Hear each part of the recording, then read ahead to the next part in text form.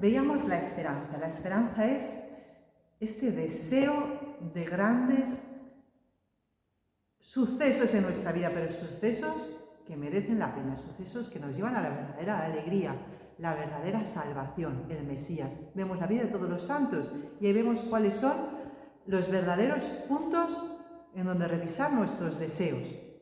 El deseo de nuestra propia santidad, la santidad de quienes queremos, el deseo de la paz, el deseo de librarnos pues de toda brinda de lo que no es de Dios, ¿no? De las obras del demonio, del imperio de las obras del demonio, de este círculo vicioso. Dios ha venido a librarnos de las obras del demonio. Jesús vino a librarnos en carne, a librarnos de las obras del demonio.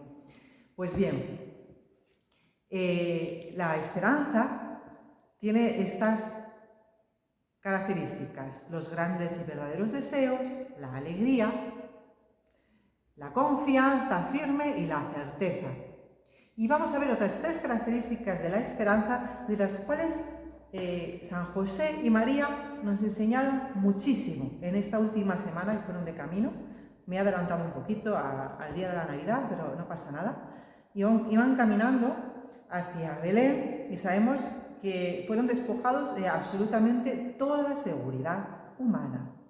Seguridad incluso en el posible planteamiento de cómo Dios les había prometido, en lo que ellos esperaban, ¿no? Porque lo que decíamos, los deseos tienen que ser purificados. Entonces, sin duda alguna, a lo mejor San José está esperando, diciendo, bueno, va a venir el rey de Israel, el deseado de las naciones, el pastor de Israel, de la casa de Israel, pero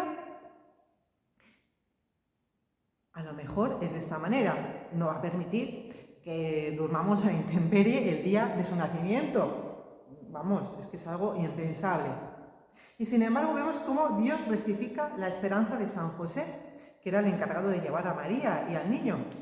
Y pues ahí está, cómo Dios va actuando en la confianza y cómo el rasgo de la gran alegría que experimentaron en el nacimiento, ¿no?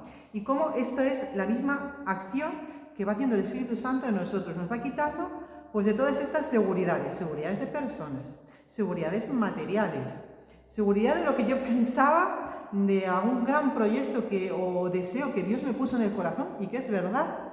Y resulta que se está cumpliendo, pero de una manera totalmente inesperada, que yo no lo esperaba así. Todo tipo de seguridades que podamos tener, igual que a Jesús y a María se le fueron quitadas, el niño Jesús se le fue quitando absolutamente todo, y ya eran pobres, ya eran humildes, ¿no? Pues en Belén, en Nazaret no eran grandes señores, ¿no? Pues trabajaban pues de sus manos, como la inmensa mayoría del mundo, ¿no? Y resulta que los fui quitando todo. Sabemos que tuvieron que salir y que aquella noche no hallaron posada. Pues podríamos juzgar qué malos fueron los de la posada, ¿no? Bueno, pues aquí no es eso lo que tenemos que mirar. Tenemos que mirar cómo Dios actúa en nuestra vida. Cómo en esta confianza se incluye precisamente cuando alguien nos tiene que atender y no nos hace ni caso, por ejemplo, ¿no? O pues esto, una enfermedad, un médico que ha cumplido una negligencia y encima quede peor. Y dices, bueno, ¿y dónde estaba aquí Dios? Pues mira, igual que estaba en el camino que llevó a Belén, en el que se quedaron sin nada, pues exactamente igual está en estos momentos en que parece que era por aquí, pero no, es por aquí.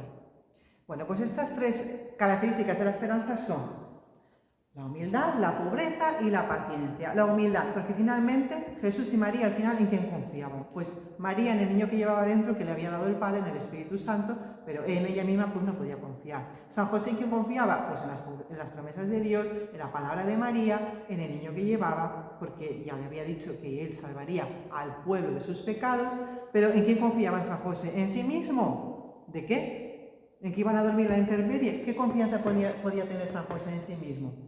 Pues ahí está la humildad. La humildad viene de que nuestro apoyo no viene en nuestras propias fuerzas. La otra característica, la pobreza. ¿Cómo nos deja Dios muchas veces? Pobres. A lo mejor sí que seguimos teniendo dinero, pero nos damos cuenta que estamos muy pobremente dotados pues, de lo que se llamaba las virtudes, ¿no? Pues estamos muy pobremente dotados de paciencia, estamos pobremente dotados de humildad, caemos recurrentemente en pecados y aquí está nuestra pobreza.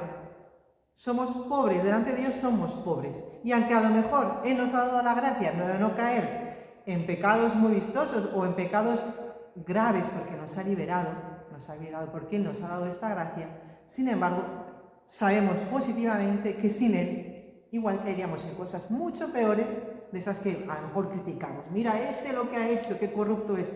Pues cuidado, porque a lo mejor podíamos nosotros haber caído lo mismo que esa persona. Y de ahí tenemos que interceder. Eso es lo que hicieron José y María, interceder por nosotros en el portal de Belén.